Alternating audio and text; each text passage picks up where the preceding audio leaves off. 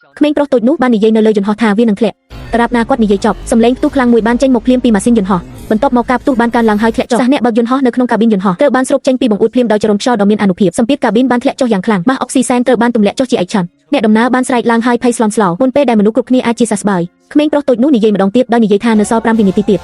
ន្តហោះនឹងចូលទៅក្នុងរបៀបបើកបរដោយស្វ័យប្រវត្តិ5 4 3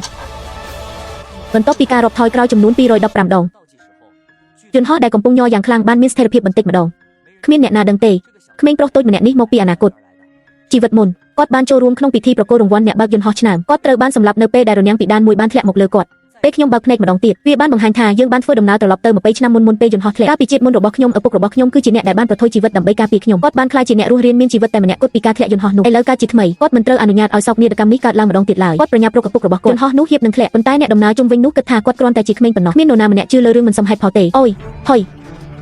កូនរបស់អ្នកពិតជាសំណាងអាក្រក់ណាស់មើលចុះពាក្យសម្ដីរបស់ក្មេងនេះគួរឲ្យស្អប់ខ្ពើមប៉ុណ្ណាតើនេះជាបណ្ដាសាដើម្បីសម្លាប់មនុស្សគ្រប់គ្នាមែនទេតារាបណាគាត់និយាយចប់បង្អួចចំហៀងអ្នកដំណើរបានបែកខ្ទេចខ្ទីដោយសម្លេងបុកខ្លាំងជំនួយការបើកយន្តហោះត្រូវបានទាញចេញពីបង្អួចភ្លាមអ្នកដំណើរនៅក្នុងកាប៊ីនខ្ញុំគិតថាវាគ្រាន់តែជាខ្យល់គូធម្មតាមិនដឹងខ្លួនតតែសោះថាសេចក្តីស្លាប់ចិត្តមកដល់ហើយក្មេងប្រុសតូចនោះពឹងផ្អែកលើការចងចាំរបស់គាត់ពីជីវិតមុនស្ថានភាពនៅខាងក្នុងកាប៊ីនយន្តហោះត្រូវបានពិពណ៌នាយ៉ាងត្រឹមត្រូវខ្ញុំចង់ឃើញកាប៊ីនអ្នកបើកបរនៅខាងក្នុងវាបើកបរដោយខ្លួនឯងអ្នកបម្រើលើយន្តហោះបានទូរស័ព្ទទៅកាប៊ីនយន្តហោះភ្លាមដើម្បីផ្ទៀងផ្ទាត់ប៉ុន្តែគ្មាននរណាម្នាក់លើកទូរស័ព្ទទេប៉ាយើងមិនមានពេលច្រើនទេបន្ទាប់មកក្មេងប្រុសតូចបានដើរទៅមាត់ទ្វារកៅអីអ្នកបើកបរបញ្ចូលលេខកូដសង្គ្រោះបន្ទាន់បានយ៉ាងស្ទាត់ជំនាញ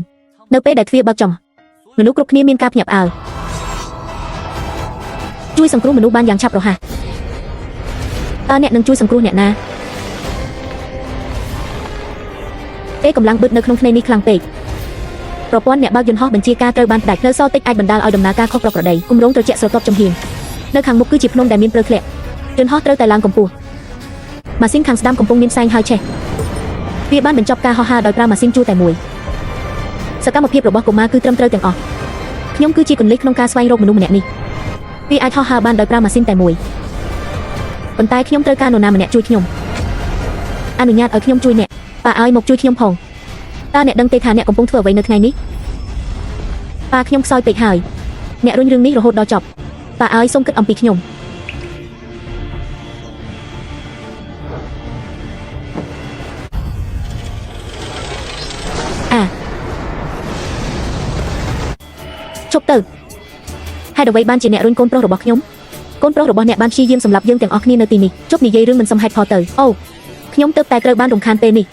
យន្តហោះមិនបានឡើងដល់កម្ពស់ហោះហើរដែលមានសុវត្ថិភាពទេស្ថានភាពនេះជារឿងបន្ទាន់ត្រូវការការផ្ទេរនៅសីតុណ្ហភាព40អង្សាសេបទពិសោធន៍ប្រអប់លេខដៃត្រូវបានពង្រឹងនៅទីនេះវាអាចធ្វើឲ្យមនុស្សអស់កម្លាំងប្រសិនបើខ្ញុំមានឆន្ទៈវាមិនមែនដោយសារតែនោះជារោគសញ្ញានៃកង្វះអុកស៊ីសែនទេយន្តហោះរបស់យើងហៀបនឹងចូលដល់តំបន់ភ្នំព្រៅឈុនឡុងហើយភ្នំព្រៅឈុនឡុងនោះជាកន្លែងដែលត្រូវបានគេស្គាល់ថាជាសុបិនអាក្រក់របស់អ្នកបើកយន្តហោះគ្រប់រូបលែងមានការបើកបរដោយដៃទៀតហើយយន្តហោះនឹងធ្លាក់ចូលទៅក្នុងភ្នំព្រៅខ្ញុំមានវិធីមួយដើម្បីជួយសង្គ្រោះមនុស្សគ្រប់គ្នាប្រហែលជាព្រះកំពុងបញ្ជូនខ្ញុំត្រឡប់ទៅបេឈូវិញការសាកល្បងមួយដើម្បីដោះស្រាយវិបត្តិដ៏គួរឲ្យរន្ធត់នេះ